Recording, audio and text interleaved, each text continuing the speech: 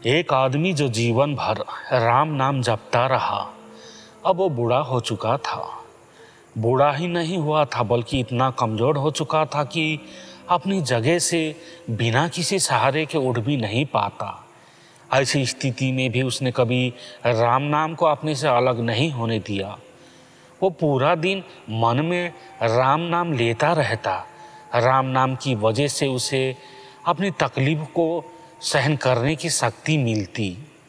बूढ़े हो चुके इस आदमी को 2 बेटे थे जो उसे नित्य कर्म करने में मदद करते थे। शुरू में वो बिना कहे ही खुद अपने बूढ़े बाप की सहायता कर दिया करते।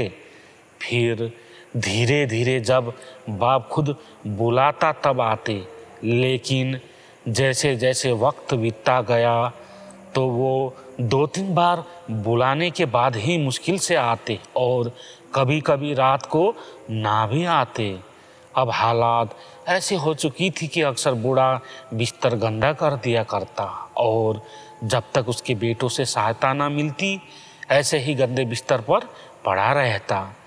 बुढ़ापा बढ़ता जा रहा था, उसकी नज़रें कमज़ोर हो चुकी थी। इतनी बदहाली में भी उस आदमी ने राम नाम का साथ नहीं छोड़ा था। एक बार बूढ़े को नित्य कर्म करना था। उसने आवाज़ लगाई और अगले ही पल किसी ने उसका हाथ बड़ी कोमलता से पकड़ा और उसे नित्य कर्म करवा कर उसके बिस्तर पर लिटा दिया। ये अब रोज़ाना होने लगा।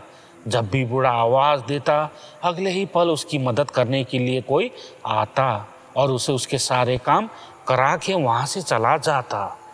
नज़र कमज़ोर हो चुकी थी। देखकर बूढ़ा उसे पहचान नहीं पाता था, लेकिन बूढ़ा जानता था कि ये उसके बेटे नहीं हो सकते और वह स्पर्श भी उनके बेटों का नहीं था। एक दिन जब बूढ़े आदमी ने अपने नित्य क्रिया करने के लिए अपने बेटों से मदद मांगी, तब अगले ही पल उसे फिर से वही मुलायम वाला स्पर्श महसूस हुआ। सारा काम खत्म करने के बाद बूढ़े आदमी ने उस व्यक्ति का हाथ पकड़ लिया और उससे पूछा, सच सच बताओ, आखिर तुम हो कौन? तुम मेरे बेटे तो नहीं हो सकते। बूढ़े के सवाल के साथ उस कमरे में बहुत तेज रोशनी हुई और प्रभु ने अपने दिव्य अवतार में वहाँ पर दर्शन दिए। किसी भी वस्तु को बड़ी मुश्किल से देख पाता था, वही बूढ़ा भगवान के दिव्य रूप को स्पष्ट रूप से देखने में सामर्थ हो गया। जिस भगवान का नाम वो पूरा जीवन लेता रहा, उसे अपने पास पाकर बूढ़ा उनके चरणों में गिर पड़ा और बोला, भगवान, मैं धन्य हो गया जो आपने मुझे साक्षात दर्शन दिए। लेकिन भगवान, मैं बहुत शर्मिंदा हूँ क्योंकि मैंने आपसे मेरे नित्य कर्म करवाए। भगवान ने कहा, मेरे लिए सारे काम एक जैसे हैं। अगर वह काम मुझे अपने भक्तों के लिए करना पड़े तो मुझे सभी कामों में खुशी मिलती है। बूढ़े ने हाथ जोड़ते हुए भगवान से कहा, लेकिन भगवान, आप ये सब करने की बजाय मुझे मुक्ति ही क्यों नहीं कर देते? क्या आपके दर्शन मात्र से मेरी मुक्ति संभव नहीं है? ये सब भाग्य की वजह से है। तुम्हारा भाग्य बहुत कठिन है।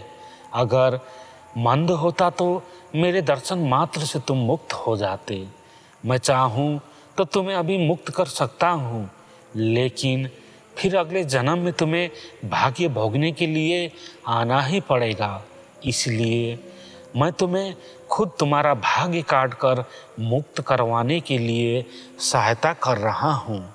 भगवान ने कहा। इतना बोलकर भगवान वहाँ से अंतर्ध्यान हो गए।